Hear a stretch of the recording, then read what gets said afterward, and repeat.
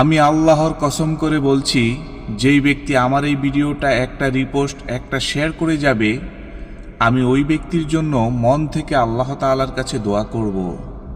আল্লাহ তাআলার একটি নাম আপনি কাগজে লিখে পকেটে বা মানিব্যাগে রেখে দিন।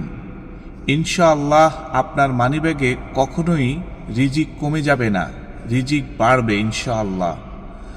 আপনি ঋণগ্রস্ত আছেন, আপনার রিজিকে বরকত হচ্ছে না, আপনি এই নামটি লিখে আপনার ঘরে রেখে দিন। ইনশাআল্লাহ রিজিকে বরকত হবেই হবে ভাই। আমলটি হলো ইয়া রাজ্জাকু।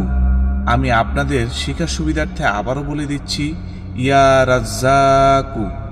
এই দোয়াটির আমল বেশি বেশি করবেন, ইনশাআল্লাহ আপনি কখনো অর্থহীনে ভুগবেন না।